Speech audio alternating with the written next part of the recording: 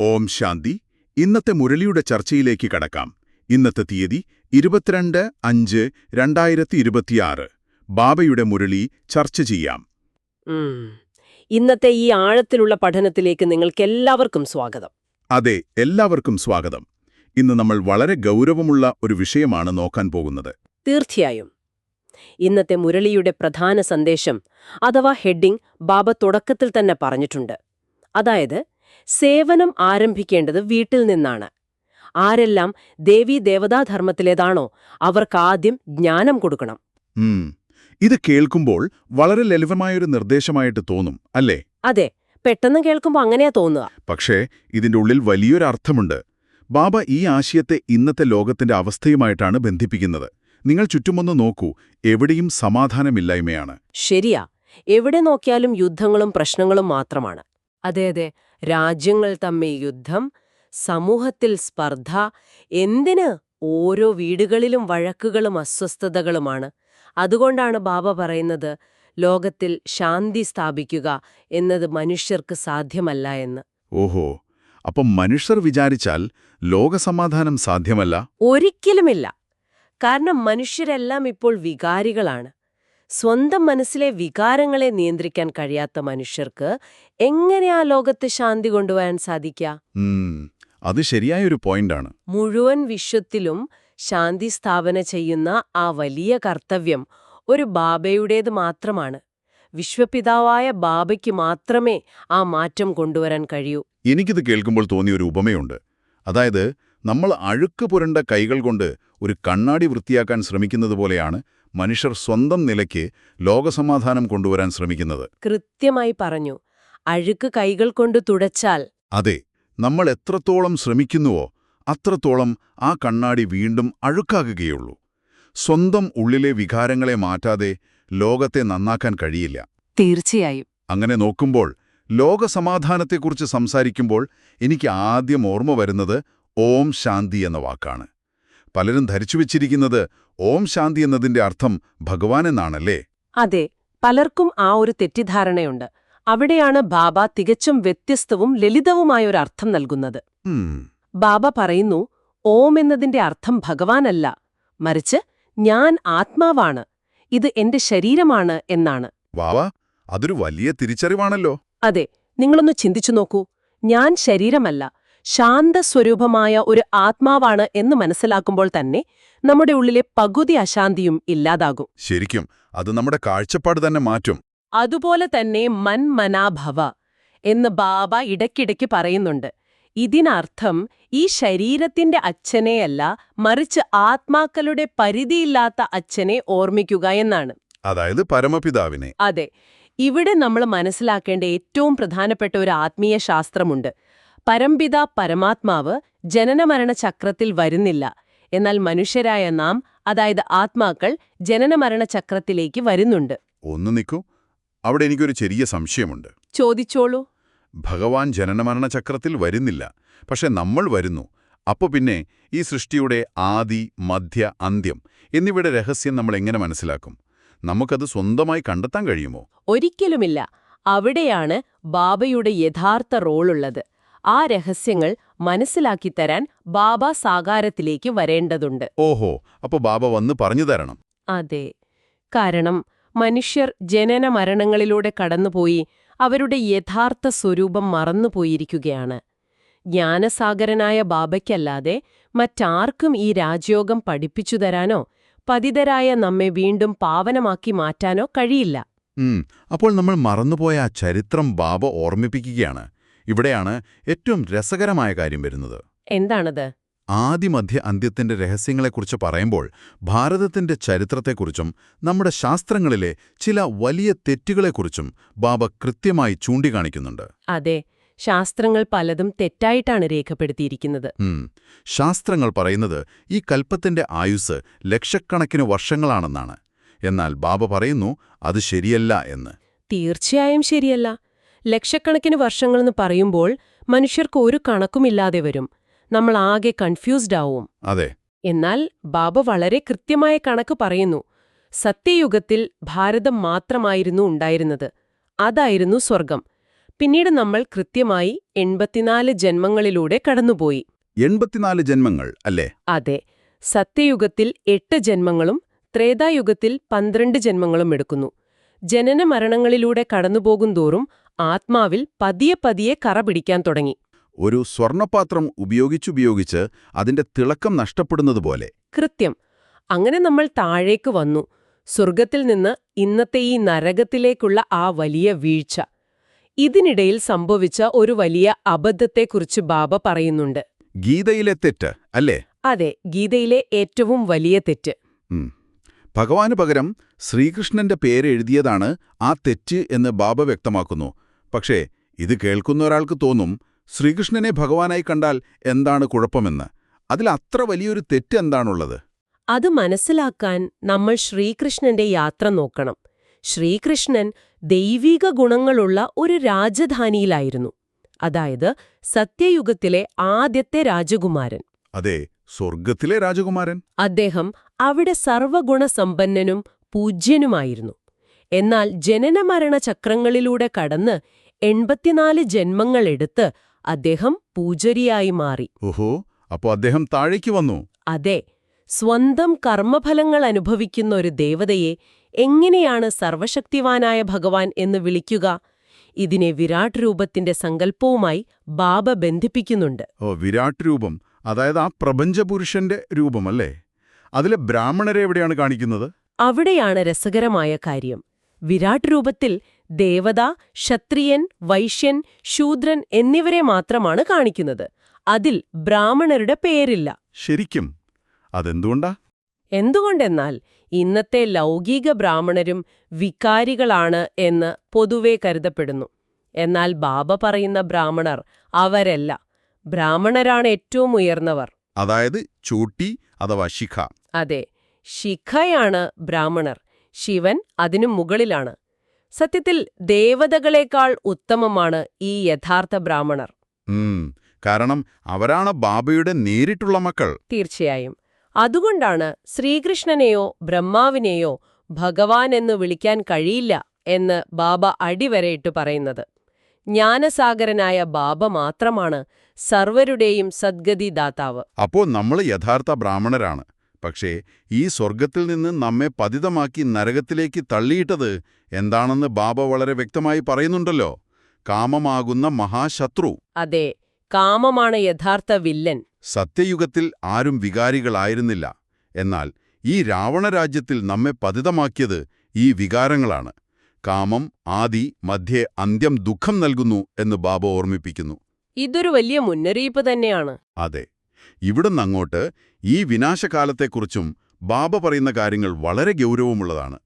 ഗീതാജ്ഞാനത്തിലെ 3 സൈന്യങ്ങളെക്കുറിച്ച് ബാബ ഇന്നത്തെ മുരളിയിൽ പരാമർശിക്കുന്നുണ്ടല്ലോ. യൂറോപ്പിലെ യാദവ സൈന്യം, കൗരവർ, പിന്നെ പാണ്ഡവ സൈന്യം. ഇതിൽ യാദവ സൈന്യത്തെ യൂറോപ്പുമായി ബന്ധിപ്പിക്കുന്നത് എന്തുകൊണ്ടാണ്? വളരെ ചിന്തിക്കേണ്ട ഒരു കാര്യമാണത്. യാദവ സൈന്യം സ്വന്തം ബുദ്ധി ഉപയോഗിച്ച് ആയുധങ്ങൾ ഉണ്ടാക്കി തമ്മിലടിച്ചു മരിച്ചു എന്നാണ് പുരാണങ്ങൾ പറയുന്നത്. ബാബ അത് ഇന്നത്തെ ലോകവുമായി ബന്ധിപ്പിക്കുന്നു. അതായത് ഇന്നത്തെ സയൻസ്. കൃത്യം. യൂറോപ്പിലെ യാദവ സൈന്യം എന്ന് പറയുന്നത് സയൻസിന്റെ ശക്തിയിലൂടെ മിസൈലുകളും വിനാശകരമായ ആയുധങ്ങളും കണ്ടുപിടിച്ച് വിനാശത്തിന് തയ്യാറെടുക്കുന്നവരെയാണ്. ഓ, അവർക്ക് ഭൗതികമായ വലിയ ബുദ്ധിയുണ്ട്, എന്നാൽ ആത്മീയതയില്ല. അതെ. ഇനി രണ്ടാമത്തേത് കൗരവർ. അവർ ഭാരതത്തിലുള്ളവർ തന്നെയാണ്. എന്നാൽ അവർക്കും ഭഗവാനെക്കുറിച്ച് അറിയില്ല. അവർ വെറുതെ തമ്മിലടിക്കുന്നു. ഇനി മൂന്നാമത്തേതാണ് ഏറ്റവും പ്രധാനം. പാണ്ഡവ സൈന്യം. ഈ പാണ്ഡവ സൈന്യം മറ്റാരുമല്ല, ശിവബാബയോട് പ്രീതബുദ്ധിയുള്ള നിങ്ങളാകുന്ന ബ്രാഹ്മണരാണ്. നമ്മൾ തന്നെയാണല്ലേ ആ സൈന്യം? അതെ. വിനാശകാലത്ത് ലോകത്തുള്ള മറ്റെല്ലാവരും പരംപിതാ പരമാത്മാവിൽ നിന്നും വിപരീത ബുദ്ധികളായിരിക്കും. ആർക്കും ബാബയെ അറിയുക പോലുമില്ല. എന്നാൽ അഹിംസാപരമായ പാണ്ഡവരായ നിങ്ങൾക്കു മാത്രമേ ബാബയോട് സ്നേഹമുള്ളൂ. ബാബ നൽകുന്ന 21 ജന്മങ്ങളുടെ സമ്പത്തിനെക്കുറിച്ച് നിങ്ങൾക്ക് മാത്രമേ അറിയൂ. എന്തു വലിയ പദവിയാണത്! നമ്മളാണ് ആ പാണ്ഡവ സൈന്യം. അപ്പോൾ നമ്മളെ ബാബയുമായി നിരന്തരം സമ്പർക്കം പുലർത്തേണ്ടതുണ്ട്. തീർച്ചയായും. പക്ഷെ നമ്മളെ യോഗം ചെയ്യാനിരിക്കുമ്പോൾ പലപ്പോഴും പല തടസ്സങ്ങളും വരാറുണ്ടെന്ന് ബാബ തന്നെ സമ്മതിക്കുന്നുണ്ട്.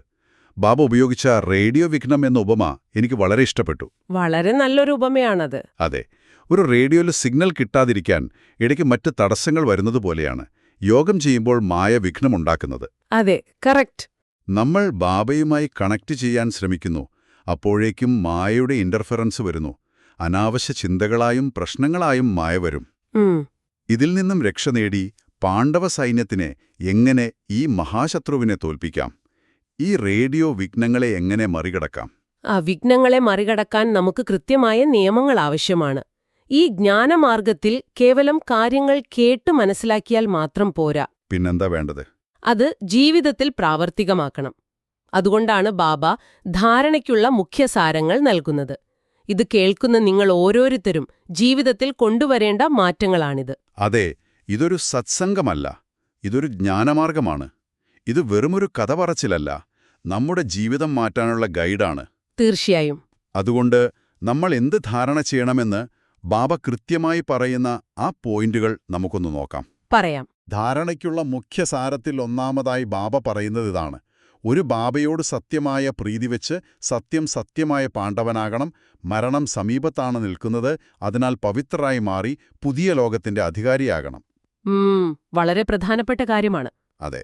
ഇനി രണ്ടാമതായി ബാബ പറയുന്നു, കാമമാകുന്ന മഹാശത്രുവാണ് ആദിമധ്യ അന്ത്യം ദുഃഖം തരുന്നത്. അതിനെ ജയിച്ചു പാവനമാകണം. ഓർമ്മയിലൂടെ വികാരങ്ങളുടെ ക്ലാവിനെ ഇല്ലാതാക്കി ആത്മാവിനെ സ്വർണിമയുഗത്തിലേതാക്കി മാറ്റണം. അതെ, ഈ രണ്ട് കാര്യങ്ങളും കുറച്ച് കടുപ്പമുള്ളതാണല്ലേ? ആത്മാവിലെ ആ ക്ലാവ്, അതായത് ആ റസ്റ്റ്, എങ്ങനെയാണ് നമ്മൾ നീക്കം ചെയ്യുക? നിങ്ങൾ ചോദിച്ചത് കൃത്യമായൊരു ചോദ്യമാണ്. ആത്മാവിൽ ജന്മജന്മാന്തരങ്ങളായി പിടിച്ച ക്ലാവാണത്. അത് ഒറ്റ ദിവസം കൊണ്ടു പോകില്ല. ഒരുപാട് നാളത്തെ കറയാണല്ലോ. അതെ, അതിനാണ് നിരന്തരമായ ഓർമ്മ അഥവാ യോഗം ആവശ്യമാണെന്ന് ബാബ പറയുന്നത്. ഭഗവാനുമായുള്ള ഓർമ്മയുടെ തീയിലൂടെ മാത്രമേ ഈ വികാരങ്ങളുടെ ക്ലാവില്ലാതാകൂ. ഓഹോ. ഓർമ്മ കൂടുന്നതിനനുസരിച്ച് ആത്മാവ് പഴയതുപോലെ സ്വർണത്തിന് സമാനമായി മാറും. ശരി. അപ്പോൾ നമ്മൾ ഉള്ളിലെ അഴുക്ക് കളയാൻ പഠിച്ചു.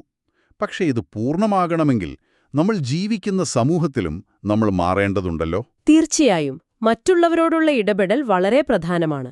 നമ്മുടെ ചുറ്റുമുള്ളവരോട് നമ്മൾ എങ്ങനെ പെരുമാറണം എന്നതിനെക്കുറിച്ച് ബാബ ഇന്നത്തെ വരദാനത്തിൽ അതിമനോഹരമായി പറയുന്നുണ്ട്. അതെ, ഇന്നത്തെ വരദാനം വളരെ വിശേഷപ്പെട്ടതാണ്. ഞാൻ ആ വരദാനൊന്ന് പറയാം. ഇന്നത്തെ വരദാനം ഇതാണ്: മർജീവജന്മത്തിന്റെ സ്മൃതിയിലൂടെ കർമ്മബന്ധനത്തെ സംബന്ധത്തിലേക്ക് പരിവർത്തനം ചെയ്യുന്ന പരോപകാരിയായി ഭവിക്കട്ടെ. ഒരു നിമിഷം, എന്താണ് ഈ മർജീവജന്മം? അത് കേൾക്കുന്നവർക്ക് പെട്ടെന്ന് മനസ്സിലാകണമെന്നില്ല.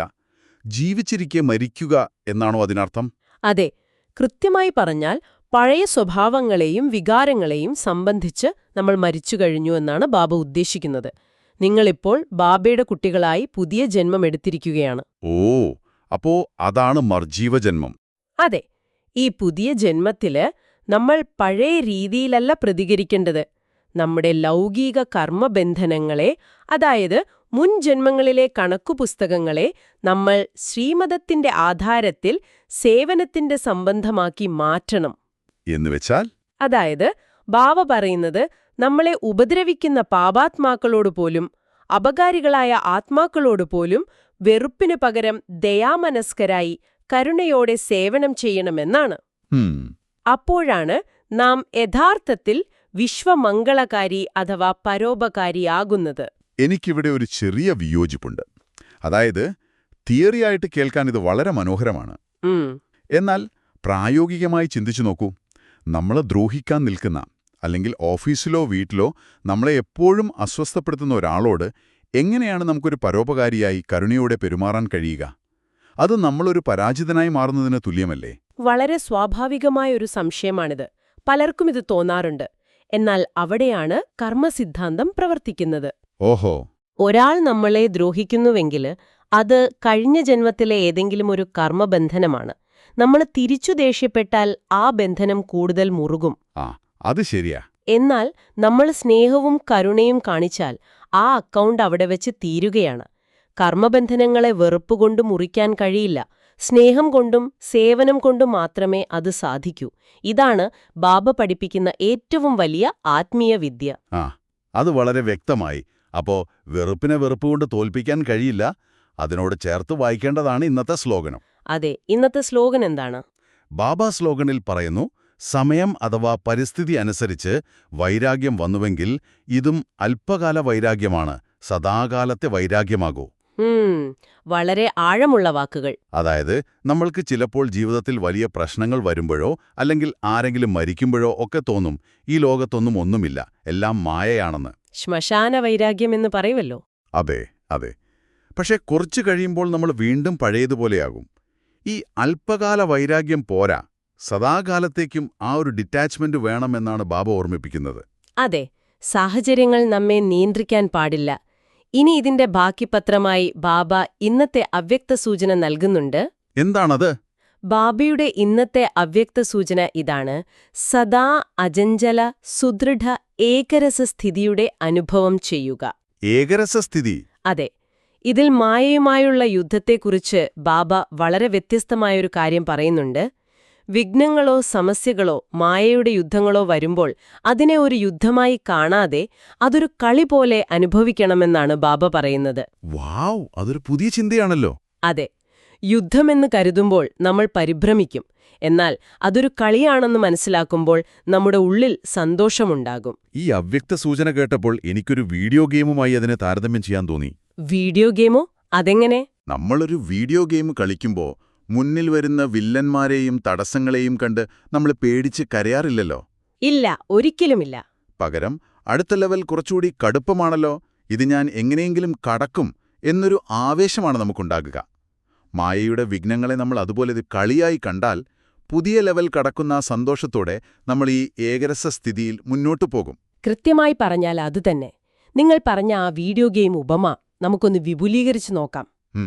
ഒരു വീഡിയോ ഗെയിമിൽ ആ തടസ്സങ്ങൾ വെച്ചിരിക്കുന്നത് നിങ്ങളെ തോൽപ്പിക്കാനല്ല, മറിച്ച് നിങ്ങളുടെ സ്കിൽ വർദ്ധിപ്പിക്കാനാണ്. നിങ്ങൾ അടുത്ത ലെവലിലേക്ക് പോകാൻ യോഗ്യനാണോ എന്ന് പരിശോധിക്കാനാണ്. അതെ അതെ. മായയും അതുപോലെ തന്നെയാണ് ചെയ്യുന്നത്. ഈ വിഘ്നങ്ങൾ നമ്മളെ തോൽപ്പിക്കാനല്ല വരുന്നത്, മറിച്ച് നമ്മുടെ ഏകരസസ്ഥിതി എത്രത്തോളം ശക്തമാണെന്ന് ടെസ്റ്റ് ചെയ്യാനാണ്. ശരിക്കും മായ അവളുടെ ജോലി ചെയ്യുന്നു, തടസ്സങ്ങൾ കൊണ്ടുവരുന്നു. നമ്മൾ നമ്മുടെ ജോലി ചെയ്യണം. അതായത് ബാബയുടെ കൈപിടിച്ച് ആ തടസ്സങ്ങളെ പുഞ്ചിരിയോടെ മറികടക്കണം. അതൊരു യുദ്ധമാണെന്ന ഭാരം മനസ്സിൽ നിന്ന് മാറുമ്പോൾ തന്നെ നിങ്ങൾ പകുതി വിജയം നേടിക്കഴിഞ്ഞു. എത്ര ലളിതമായ എന്നാൽ എത്ര ശക്തമായൊരു ചിന്തയാണത്.